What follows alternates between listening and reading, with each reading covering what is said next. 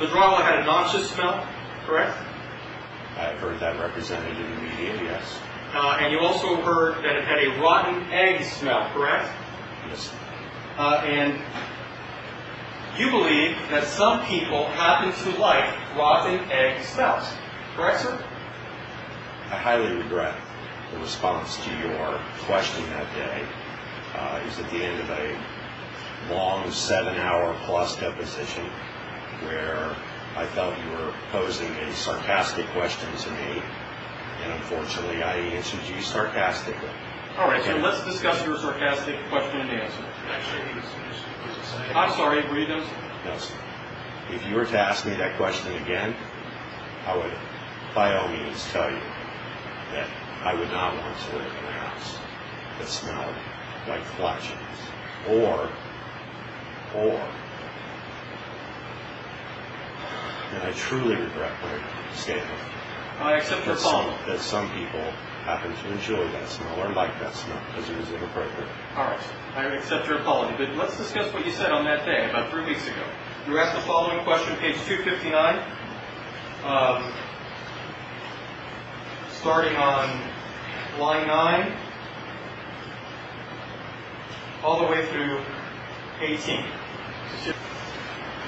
Now, when we took this deposition, your lawyers were present, correct? Yes, sir. In fact, there were about 5 of your lawyers there at that time? Yes, sir. All right, sir, and you knew I was there, correct? Yes, sir. And a video camera was there filming, correct? Yes, sir. And you knew it was going to be recorded on video camera, and the court reporter was going to record it. And once I arrived, I was informed it was going to be videotaped. Yes, sir. When I asked you the questions, you knew it was videotaped. The camera was right in front of you. Yes, sir. And you saw the court reporter. Yes, sir. And you knew that I was using it for a trial. Right, Yes, sir. You know how important that is, correct, sir? Yes, sir. And I'm sure you were taking it seriously on that day, weren't you, sir? Yes, sir. And you knew you were under oath. Just tell the truth, right, sir? Yes, sir. All right. And you told the truth that day, right, sir? Yes, sir. All right. You remember being asked the following questions, and you're giving the following answers. Question.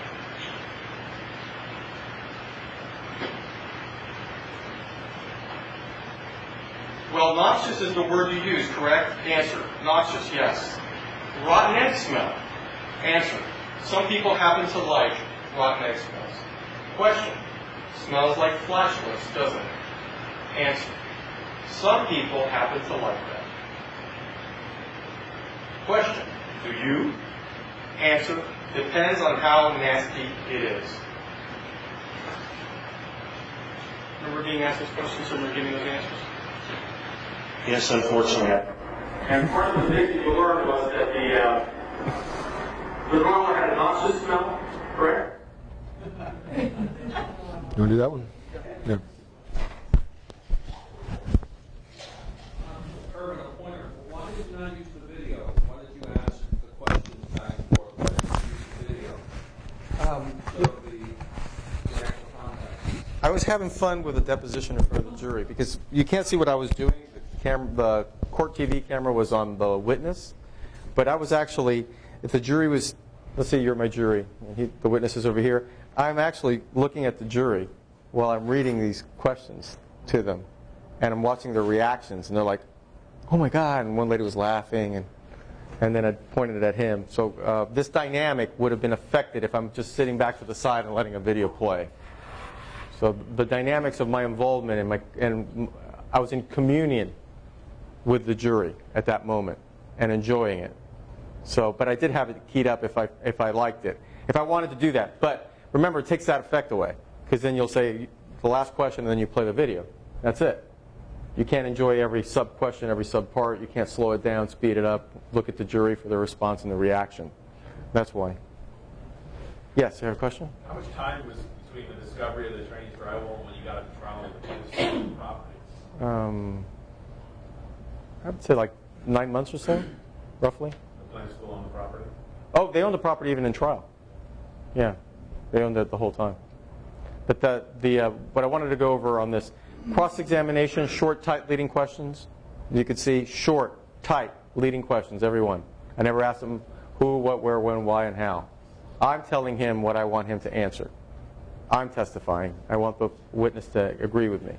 And my goal is to go over very basic things, either things that they'll agree to that help my case, things they'll agree to that will hurt their case, bias, credibility, those admissions, and then with experts, authoritative treatises that impeach them. Generally, if it's not one of those areas, I'm not there. That's not where I play. And when I'm done in those areas, I sit down because there's nothing else I can gain. So I'm there to score points. I'm not there to have a deposition. It's not about deposing the witness. You're done with depos. You're going to use the ammunition that you created in your deposition to cross-examine.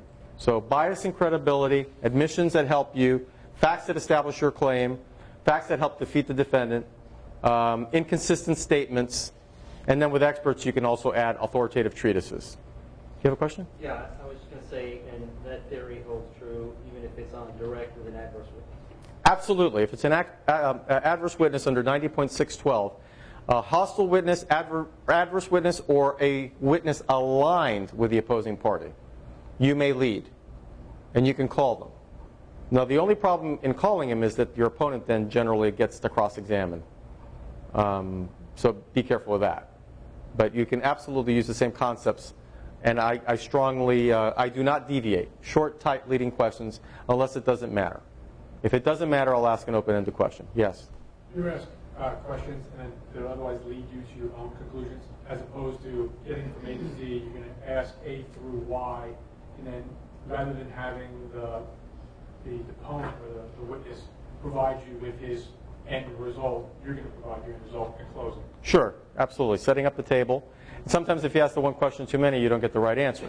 So the and therefore question is what I call it. I leave out. So for precisely what you just said. I think you're absolutely right. Yes? Another pointer for me. Did you lay the trap in the field to set up the impeachment of the witness? Did you have that preset? The trap was already out there. You knew you were going to go there. I didn't know he was going to apologize, but I wasn't going to let him off the hook. I like the way you said, I accept your apology. Yes. That was interesting. Right, because it's just too valuable. So if I left that alone, okay, he took the knife and he plunged it in his own heart. No, I'm not done yet. I want to turn it in there a little more, and then I want to enjoy it when you're down. Did you have that portion of the death already marked out? Like Yes. Pre-trial workup? Yes. We'll go on that. Okay. Of course. I have an outline which have all my goodies. It'll have the page and line on the left-hand side and the actual statement that I'm going to use right next to it. And it's already teed up, and I have it marked in the deposition with a little tab as well. And I also have it queued up with my whoever's assisting me with the technical aspects of the case. I have it keyed up in advance. So I might have 3 or 4 things that I want, and I'll have either a name for it or a number for them, and we'll hit it as we need it. Boom, boom, boom. That was my earlier question on the back. Will you bring it in? Well, that's you're going to need somebody to help you with the IT stuff, unless you want to do it yourself. Right. So if you don't want to go do it yourself, then you have to have somebody to do it. Either your law partner or a paralegal or somebody good in your office that's good with the technology so that you can be freed up to do your own trial. So that's important. All right, cross-examination. Unlike direct exam, where the witness is the star, the light is on the witness, and you step behind the jury so that the jury can look at the witness when they're speaking. Cross-examination is all about you. You're prancing in front of the jury. If the witness is there, you want to be over here. You want the jury looking at you. You want to be moving, but not moving for no reason, moving for purpose. Using exhibits with the witness, taking control of the witness, because what you're saying is what's important. The question that you ask is more important than the answer you're getting most of the time, because you're creating all sorts of doubt, holes that you're creating on the cross. Yes? How do you deal with cutting off the witness when he starts elaborating one day your part? Yeah, unfortunately, you really can't cut them off without looking like a bully or being it looks like you're hiding something. So what I do, and I find it to be very effective, there's different things that I do. Sometimes if it's a very obvious question, I'll say, perhaps it was my question. The light was green when the Cadillac crossed the intersection. Blah, blah, blah, blah, blah, blah, blah, blah. Maybe I didn't ask the question right. The light, traffic light, was green when the Cadillac crossed the intersection, correct? You know, and the jury gets it. Or I will sometimes say, please focus on my question. Can you do that? Can you focus on my question? Now, we all agree the light was green when the Cadillac crossed that intersection, right? And that's what I do. Worst case scenario, which I hate doing because I lose control of the witness, I'll say, Your Honor, I move to strike the witness's answer is non-responsive. Granted. Your Honor, can you instruct the witness to answer the question? Then the judge gets involved. Last resort. But I prefer that to allowing the witness to walk all over me on my cross. It's not going to happen. I mean, if I have to urinate on my pants to call a break and stop that, I will. Especially if it's an expert, they're going to kill you. You have to take control on cross-examination. You've got to do whatever it takes to take control. Whatever it takes. Now, you persuade by the words you're using. That's why I'm saying short, tight, leading questions. Body language. How you lean into the witness. How you give them the eye. Give the jury, the witness the eye. The eye. The eye. Give them the eye. Let them understand it. Slow it down. Pause. Stop. Ask the question. Give them the eye. Little hand language. Use your deposition to train them. They know that if they deviate from what they said in the past, you're going to punish them over and over again with their deposition statement.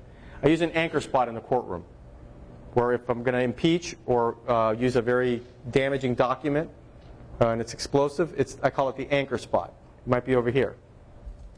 And after a while, when the jury sees me impeach with the same deposition and get really good stuff out, or bring out the cover-up document, or bring out the document that says that for $10 it could have had a rubber gasket that sealed the tank and it wouldn't have blown up, I go to that spot. Automatically, when the jury sees me go to my anchor spot in the courtroom, they know, ooh, let's wake up, this is going to be good. These are things that I do to try to take control of the witness. I use exhibits. And I don't read the whole exhibit, I'll read the key part of the exhibit that's in evidence as part of my cross-examination. Taking control of the witness. Cross-examination is all about me. Sometimes I have pages and pages of notes. If I get a killer answer that's just like smoking good, I'm done. I'm sitting down. But it takes a lot of discipline. I tried a commercial case once involving Menorah Gardens. It was here in Broward. That was a cemetery where they're tossing bodies into the woods. And during the class certification hearing, which is a trial on whether the case should be certified or not, I got the expert witness for the defense, who was an architect. I asked him this question. Don't you agree with me, sir, that if a cemetery finds out that there isn't enough room in the cemetery, they should stop selling graves? Yes, I agree with you. And you agree with me that if the first moment that there's any allegation about a body being desecrated, tossed into the woods, there's an obligation to notify the families that are involved and to stop all sales until you correct the problem. You agree with that, don't you? Yes, I agree. Wow. That was the case. I had like this much more to go. It was over. So my knees buckled when I heard the answer because it was like, that's the case. It was like, wow. You remember that moment? Patrick was there. And I thought about it because, you know, prepared for so long, you want to go forward. And I said, boy, is it going to get any better than this? I mean, the only thing I can do now is make it weak. And God gave me the wisdom at that moment to actually stop. But when I sat down, I was stunned. And I asked my colleagues, I said, did he say that? Yeah, he did. He did. Wow. So you have to realize, like Patrick said, listen to the answer. Sometimes you get some great stuff. And if it's that powerful, and you know anything else is going to be less than that, this was the A+. Stop. Sit down. That's it. You're done. You can't do anything more than that, other than make it weaker. So that's a critical point on cross-examination. We saw impeachment, but it can be very simple. I went off there because the guy said, oh, I thought you were being sarcastic and so on and so forth. So I made a big deal. You knew it was on video camera. You knew it was going to be used at the trial. You knew it was important. You were prepared. You had your 5 lawyers there. I did all that so that everyone could see how important it is. You don't have to do all those questions, but you have to do some questions before you impeach. And here's the ones that I suggest you use. 1, your deposition was taken and the date on June 6, 2010. You can say at your lawyer's office or at the conference room or wherever. Court reporter was there? Yes. Took down everything that you said? Yes. You raised your right hand, you swore to tell the truth? I did. You did tell the truth that day. I did. If it's the opposing party, your lawyer was present. If it's not an opposing party, it doesn't matter.